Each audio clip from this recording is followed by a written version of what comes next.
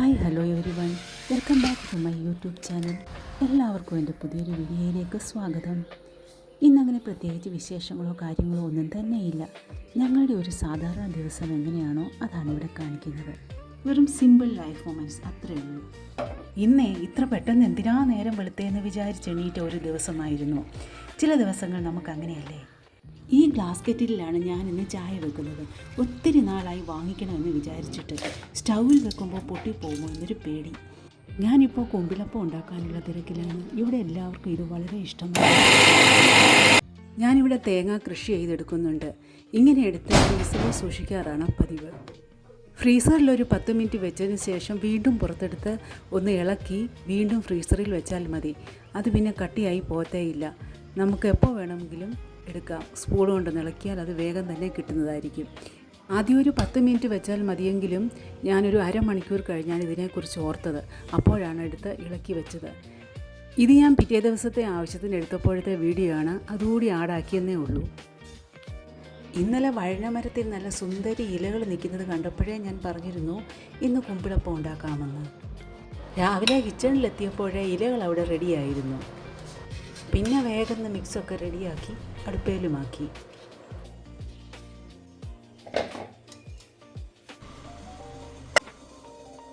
അതവിടെ നിന്ന് വേകട്ടെ.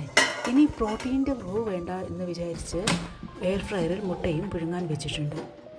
ലോ ടെമ്പറേച്ചറിലാണ് വെച്ചത്. 120 ഡിഗ്രി സെൽഷ്യസിൽ 15 മിനിറ്റ്. അതൊക്കെ ആവുമ്പോഴേക്കും ഞാൻ മെല്ലെ പുറത്തേക്ക് ഇറങ്ങിയതാണ്.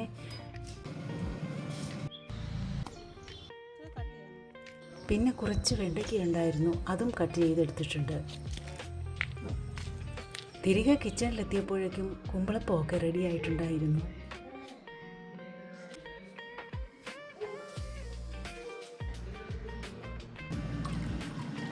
മുട്ടയും കുക്കായിട്ടുണ്ടായിരുന്നു.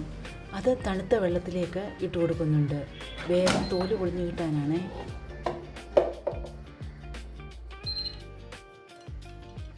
ബ്രൂ കോഫി വേണമെന്ന് ആവശ്യപ്പെട്ടവർക്ക് അതും ഉണ്ടാക്കി കൊടുക്കുന്നുണ്ട് അതിനിടയിൽ. അങ്ങനെ ബ്രേക്ക്ഫാസ്റ്റ് കഴിച്ചതിന് ശേഷം വേഗം തന്നെ ലഞ്ച് പ്രിപ്പറേഷൻസ് തുടങ്ങി. ഞാൻ കുറേ വർഷങ്ങളായി ചോറ് വെക്കുന്നത് പ്രഷർ കുക്കറിലാണ്.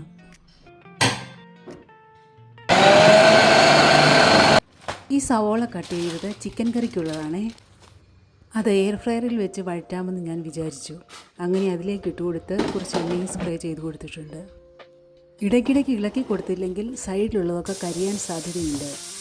ഇത്രയും സമയമായപ്പോഴേക്കും ഒരു വിസിൽ കേട്ടിട്ടുണ്ട്. ഞാൻ കുക്കർ ഓഫ് ചെയ്യുകയും ചെയ്തു. സവോള വഴറ്റിയത് പാനിലേക്കിട്ട് മസാലയെല്ലാം ചേർത്ത് അത് തയ്യാറാക്കുകയാണ്.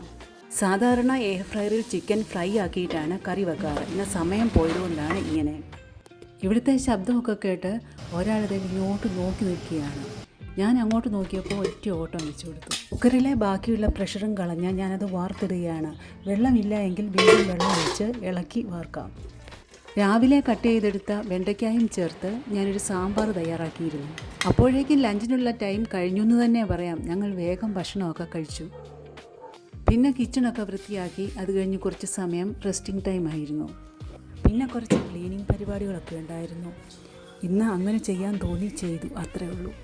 ഇത് ഞാൻ കാർപ്പറ്റ് വൃത്തിയാക്കുമ്പോൾ മാത്രമേ സാധാരണ എടുക്കാറുള്ളൂ.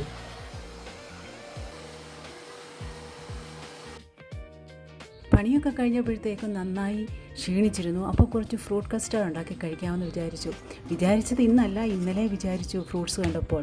പിന്നെ കുറച്ച് മാങ്ങയും വാങ്ങിക്കൊണ്ട് വന്നിരുന്നു. കസ്റ്റാർഡ് ഇന്നലെ തയ്യാറാക്കി ഫ്രിഡ്ജിൽ വെച്ചിരുന്നു. അങ്ങനെ ഫ്രൂട്ട് കസ്റ്റാർഡൊക്കെ ഉണ്ടാക്കി ഞങ്ങളെല്ലാവരും കഴിച്ചു. ഇവിടെ അമ്മയ്ക്ക് ഇതൊന്നും വേണ്ടാത്തത് കൊണ്ട്, അതായത് കഴിക്കാൻ പറ്റാത്തത് കൊണ്ട് ഞാൻ കോഫി ഉണ്ടാക്കി കുടിപ്പിച്ചു. ഓരോ ദിവസവും ഏറെ സമയം എനിക്ക് അമ്മയുടെ റൂമിൽ സ്പെൻഡ് ചെയ്യേണ്ടതായിട്ടുണ്ട്. പകൽ മാത്രമല്ല, രാത്രിയിലും. കാരണം അമ്മ ബെഡ് റിഡനാണ്. ഇപ്പോൾ ഞാൻ അമ്മയുടെ റൂമിലാണ്. ഇവിടെ കുറച്ച് ക്ലീനിങ് വർക്കുകളൊക്കെ ഉണ്ട്. എന്നാൽ പിന്നെ ഞാൻ അമ്മയുടെ കാര്യമൊക്കെ ഒന്ന് നോക്കട്ടെ. Thanks for watching. I expect your support and bye for now.